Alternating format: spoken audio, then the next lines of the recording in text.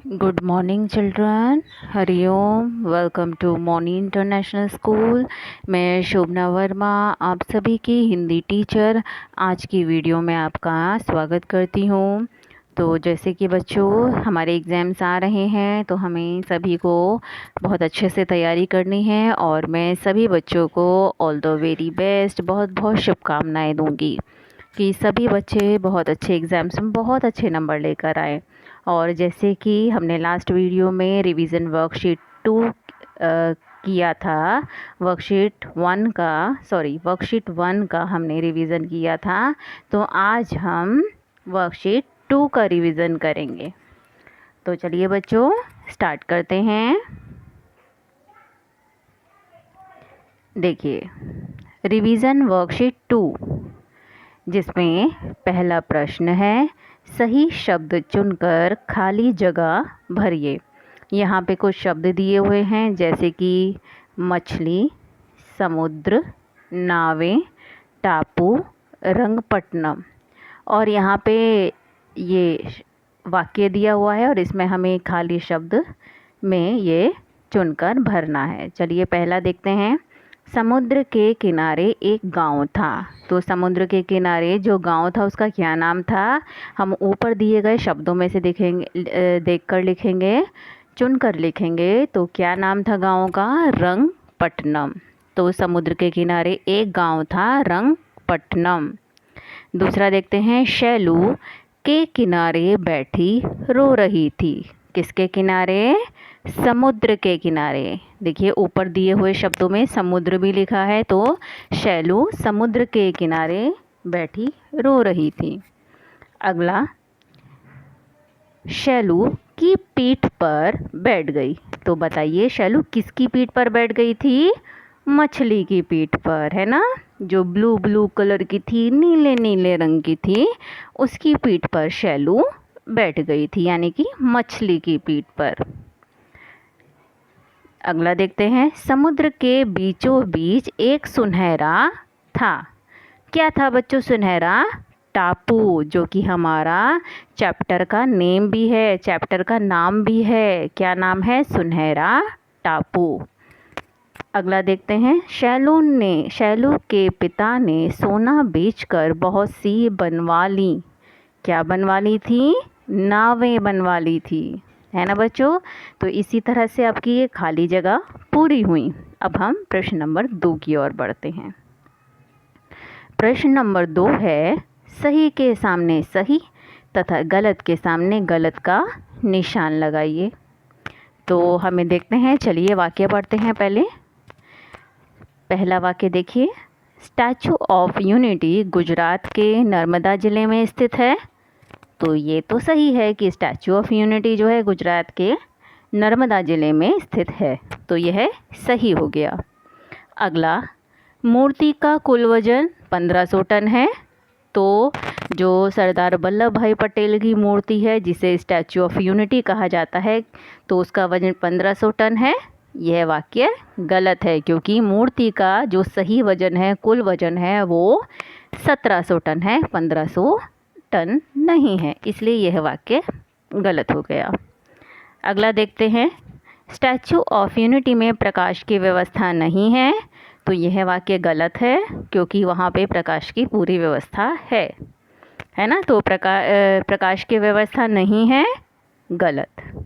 अगला है. मूर्ति से 10 किलोमीटर की दूरी पर एक टेंट सिटी बनाई गई है.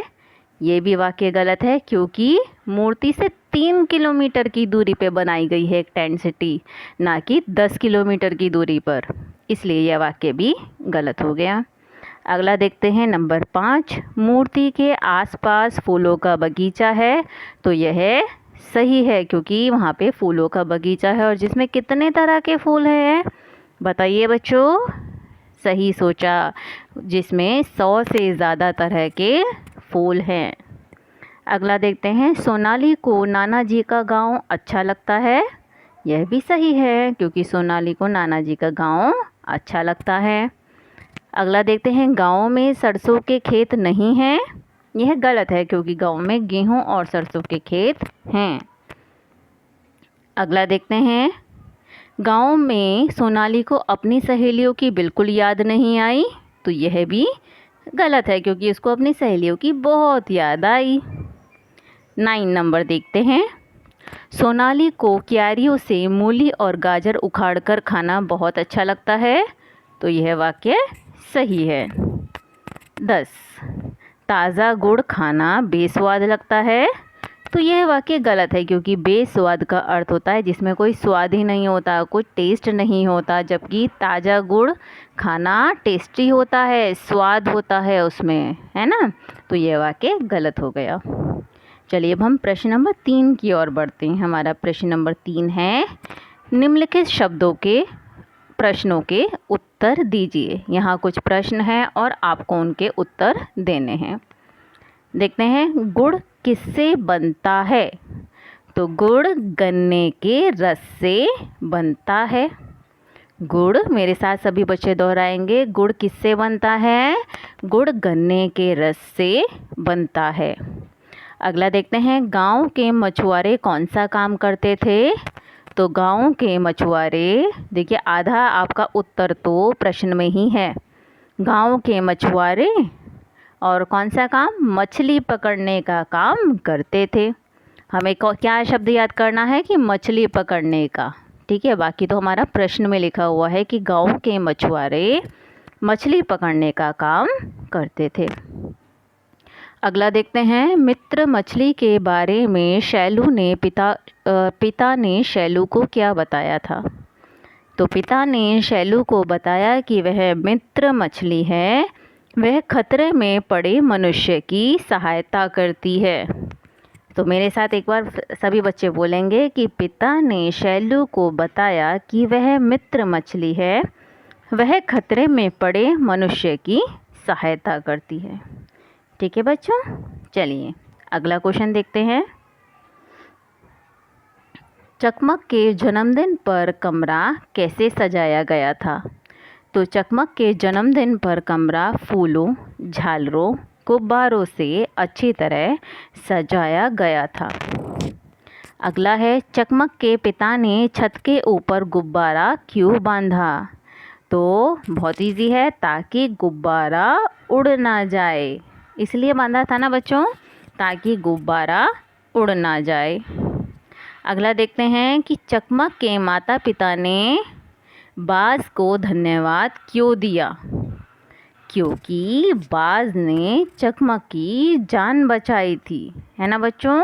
तो बहुत इजी है, क्योंकि बाज ने चकमक की जान बचाई थी। अगला देखते हैं, बिन्नू बाज ने चकमक को कैसे बचाया? तो बिन्नू बाज ने चकमक को अपनी पीठ पर बैठाकर उसे धरती तक पहुंचा दिया, है ना बच्चों। बहुत इजी है, बिन्नू बाज ने चकमक को अपनी पीठ पर बैठाकर उसे धरती तक पहुंचा दिया। अगला देखते हैं, गांव में कौन कौन से खेत हैं? ये तो बहुत इजी है कि गांव में गेहूं और सरसों के खेत हैं। अगला देखते हैं, स्टैचू ऑफ यूनिटी क्या है? तो statue of unity Sardar Vallabh भाई पटेल की मूर्ति है ना, जो कि हमें सभी बच्चों को ये पता है कि statue of unity Sardar Vallabh भाई पटेल की मूर्ति है। अगला देखते हैं, मूर्ति के छाती के हिस्से तक कैसे पहुंचा जा सकता है?